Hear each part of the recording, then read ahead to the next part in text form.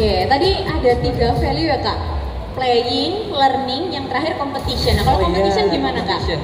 Jadi di tahap yang ketiga, setelah anak-anak itu cinta, setelah dia ngerasa nyaman dengan permainannya, dia akan mulai untuk learning, untuk kemudian belajar. Nah, tidak selesai sampai di situ, kita berharap bahwa anak ini juga punya dorongan untuk berkompetisi Kak Lovi.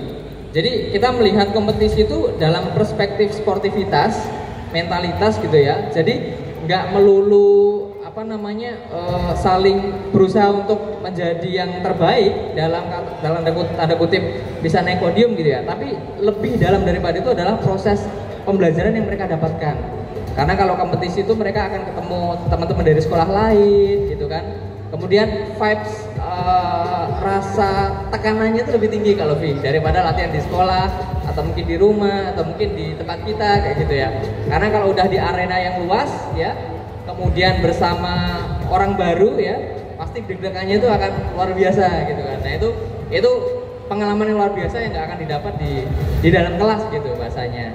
Oke, seru sekali ya. Jadi kalau di Robot Education memang anak-anak kita ajak untuk bermain. Setelah bermain mereka tertarik, lalu mereka pengen belajar sendiri. Dan nanti memang kita coba arahkan, kita dukung juga untuk ikut kompetisi supaya melatih dari anak-anak itu juga ya Kak ya. Oke, kemudian Kak, mungkin pertanyaan klasik ya, kenapa sih Kak kita itu harus belajar robotik, teknologi khususnya? Apa sih Kak alasannya, why gitu? Jadi kalau misal ditanya ya, kenapa kok harus robotik gitu?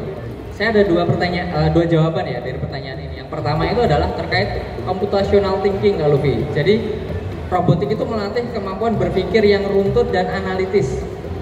Karena kalau kita tahu bahwa namanya komponen elektronika atau mungkin robot-robot yang notabene adalah buatan tangan kita, itu pasti ada faktor X yang mungkin ya kita udah ngerasa yakin nih udah bener ngerangkainya gitu kan.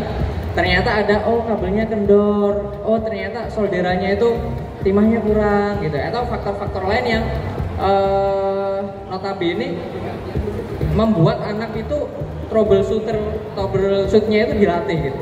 Oh ini gimana sih menyelesaikan masalah kayak gitu kan. Termasuk dalam proses pembuatannya, runtutannya itu dari startingnya mekaniknya dulu dibangun, kemudian nanti ada elektroniknya, baru decoding kayak gitu kan. Jadi kemampuan berpikir runtut, kemudian analisis ini yang menjadi salah satu ya manfaat yang bisa didapat ketika anak-anak itu belajar robotik. Yang kedua adalah kita tahu bahwa hari ini Kak Luffy di 2025 kita sudah tidak lagi melihat bahwa teknologi itu ada masa depan gitu. Tapi teknologi itu udah di depan mata kita gitu. Udah ada di kehidupan sehari-hari di sekeliling kita. Kalau misal kita lihat di dunia industri atau mungkin di kehidupan sehari-hari udah banyak ya pekerjaan atau mungkin aspek kehidupan yang tergantikan sama robot atau teknologi gitu. Nah, ketika anak-anak ini tidak mulai melakukan reskilling atau upskilling terhadap kemampuan dirinya di era teknologi yang sudah semaju ini, maka anak-anak itu potensi untuk tergantikan itu sangat besar. Karena pada prinsipnya robot itu diciptakan, dibuat untuk memudahkan kehidupan sehari-hari manusia. Sehingga anak-anak ini ketika dia menguasai sisi robotikanya, sisi keilmuannya, maka dia akan lebih mudah gitu untuk nanti survive di masa depan gitu kalau Oke, jadi intinya kalau kita belajar tentang robotik, teknologi di zaman yang sekarang ini tuh sepenting itu, karena yang pertama melatih skill terkait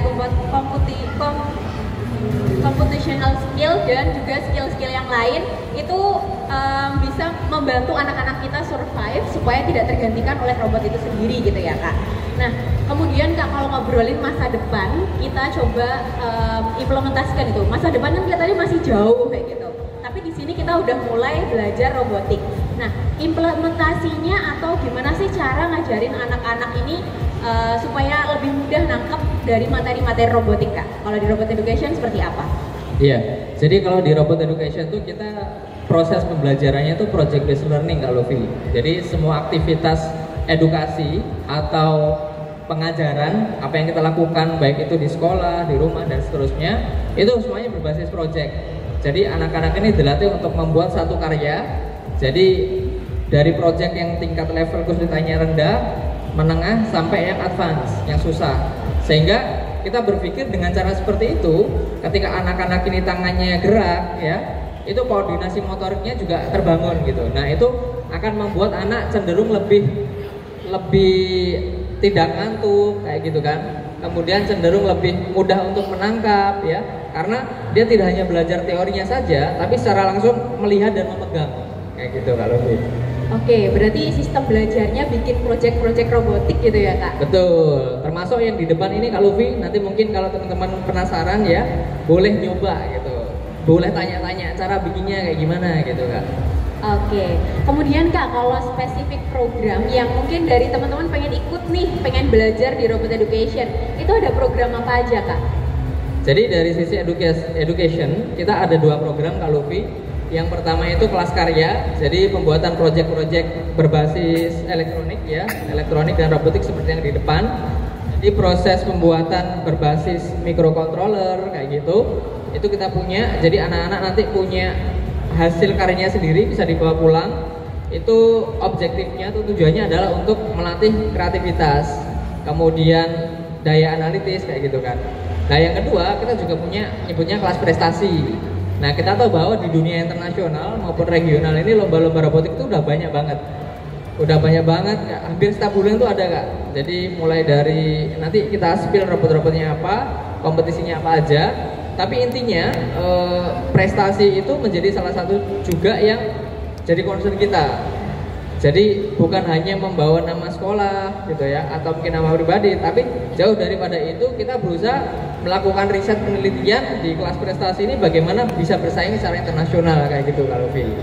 Oke, berarti sering lomba di Indonesia, di luar negeri juga ya Kak? Betul. Oke, sebenarnya kalau rentang umur nih Kak, banyak yang nanya. Mungkin audiensnya kan di sini umum, ada mungkin papa mama, ayah bunda, teman-teman, kakak-kakak, adik-adik yang bisa belajar di Robot Education tuh dari umur berapa sampai berapa Kak? Ya, jadi kita open dari mulai usia TK, kemudian ada SD, SMP, SMA, kemudian selain itu kita juga open buat mahasiswa dan umum sebenarnya. Dan yang ketiga, kalaupun mungkin teman-teman di dunia profesional, dunia kerja, kemudian di di pekerjaan ada sebuah project yang membutuhkan bidang keilmuan robotik atau Internet of Things misal, kita juga bisa bantu buat support. Jadi selain kurikulum yang memang sudah terstruktur untuk sebuah program yang ada, kita juga punya kurikulum yang custom ya. Jadi kita menyesuaikan kebutuhan customer, butuhnya apa kita bisa customize buat kebutuhan mereka.